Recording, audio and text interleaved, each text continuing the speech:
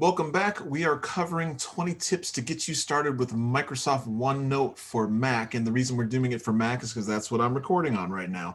I use it typically for business throughout the work week, but again, because I'm recording this series on a MacBook Pro, I'm going to do it for Mac. And they're all going to be fairly similar in terms of you being able to figure out how to,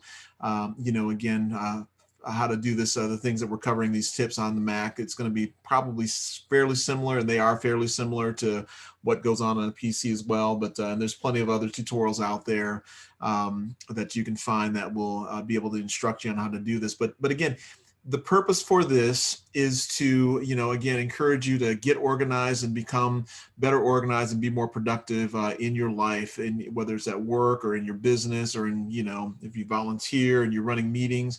Microsoft OneNote is a wonderful tool for you to start using to collect your thoughts and your notes when you have meetings and distribute them. And there's a bunch of little tips here. And these are just the basics. There's a lot of things that you can do. And we'll get a little bit more advanced as we get closer to number one here as well. But this one, again, allows you to kind of leverage Microsoft Excel and insert tables. But before we get going, I'm going to ask you to do me a favor, click the subscribe button, click the thumbs up, and then click the alert button. Listen, if you've been here before, maybe it's time to commit to Uncle Paul. Give you some free content here. So again, hook a brother up, do that, hit the subscribe button, hit the thumbs up, and click the alert button, and we're going to jump right in.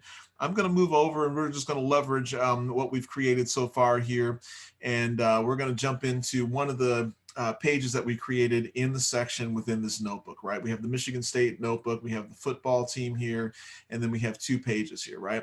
And so maybe we want to put together a basically a stat sheet in terms of the qualities that this QB that they picked up from the state of Ohio here. So what we want to do here is basically, and I need to move this around here, but under insert here.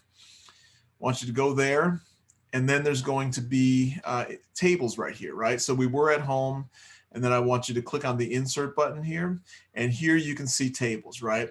So if you click on this, watch what happens in the text box over here, right? It's pretty simple, right? You can figure out how many cells and how many columns you want to have. So we're going to have 5 columns here, and we're going to have 3 rows, so that gives us 15 sections. And then boom, look what happens, right? 1, 2, 3, 4, 5. You have 5 columns. The columns, obviously think of like a column that holds up a roof, right? Or an entryway. And then you have the rows, pretty straightforward and explanatory there, right? So you can move this around, you can expand it, and you can put the headers in here. You can type QB name, state, 40 time, whatever you want to do here, right? And you can do all the things that you would normally do in Excel, and you can kind of see, you can add columns, you can change the colors within there as well, right? And there you go. And I shouldn't have picked that color because the text is white, but there you go. Let's pick blue. There you go. So you can do pretty much all the same things that you do in Excel.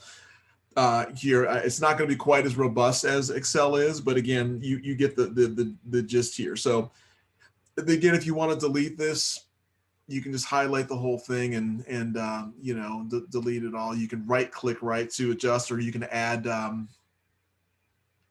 you can add columns and rows there as well if you miscalculated from the beginning. But we're going to delete this whole table, and then we're going to go ahead and just do it again, right? Just for the sake of showing you how to do this, right? So here we go. We're going to insert table here, and we're just going to do a 3x3. Play some tic-tac-toe there, right? Tic-tac-toe. Tic-tac-toe. That's an old TV show. All right. There you go. So that's pretty much how you do it. Pretty straightforward. Nothing too complicated there. And that's going to do it for this video. So do me a favor, again, if you have not hit subscribed yet, hit the subscribe button, click the thumbs up, and click the alert button. And we will see you at the next video.